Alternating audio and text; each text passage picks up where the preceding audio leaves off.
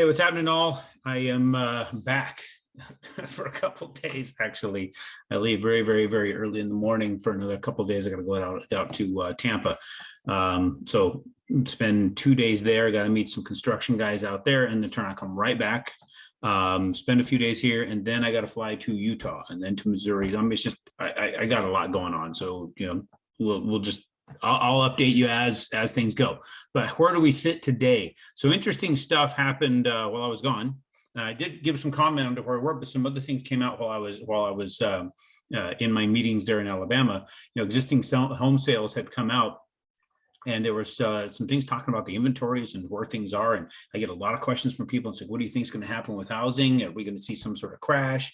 Are we at a position where it's going to get pretty bad here soon? Well, I'm looking at some of these reports, and as far as the inventory, it says there was only 860,000 homes for sale, which was down from the previous month's reading. So I guess that would have been January's reading, or maybe that's December's reading of 910,000. So the inventory has dropped 16%. And so that is way different than the bubble what we saw back in 2007, right? So 7 and 8, where the crash happened in 8, there was 3.7 million homes for sale. Right. Extreme amount of building was going on. A lot of buying was going on by people buying multiple properties with these loans where they didn't have to really qualify. Right. So as a result of that, people speculating on homes going up in value overnight so they can sell it the next week and make $50,000 was a pretty common thing, extremely common thing. Houses were being traded as commodities at that point. Anybody was buying a house and playing so-called investor, right? They weren't investing, they were speculating. Completely different anomaly. You're talking about the real estate investor today where they're looking at it for the cash flow and all that. Way different deal. So now it looks like from what we're seeing, the demand that is out there, there is only a 1.6 month supply of homes, when a 6-month supply is considered a normal and a balanced market. So you start looking at that, it starts to understand that our inventory situation, I believe, just from that particular bit of information, we should be okay with respect to what the housing market's going to look like. Now, is it going to slow down? I imagine it should. But when you start looking at the new information just came out today, the Shiller index came out and shows that we're looking at a 0.9% increase monthly across the country. We're looking at 18.8% annual increases. So that's what we're seeing just from that particular index.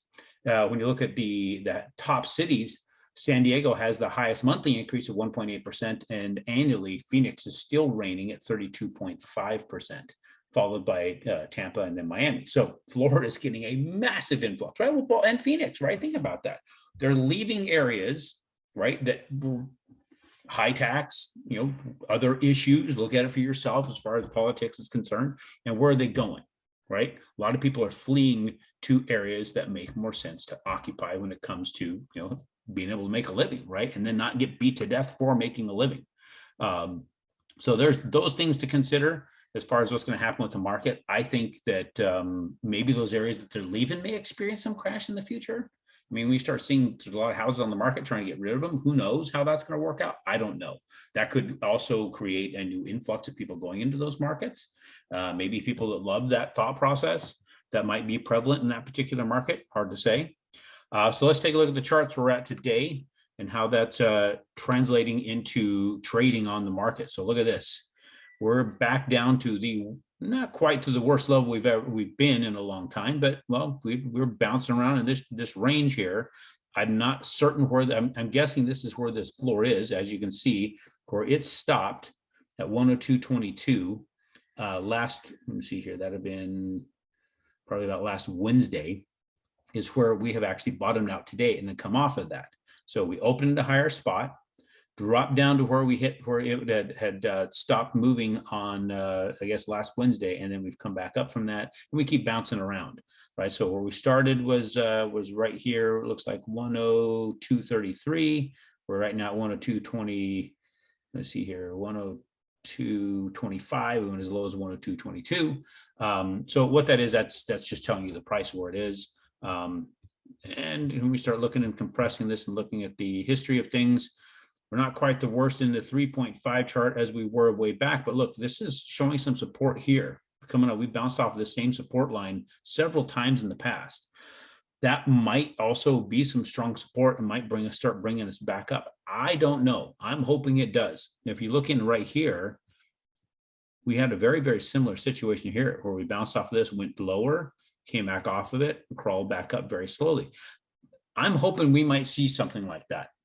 Now, we also have what's going on in, overseas with Russia potentially invading Ukraine, that kind of thing. We do not want to see happen. If for some reason it does, for reasons outside of all of us, a lot of times what happens in a scenario like that is traders will flee towards something like bonds. That would be mortgage-backed securities. More money going into that would drop the interest rates, give us more of a stable market.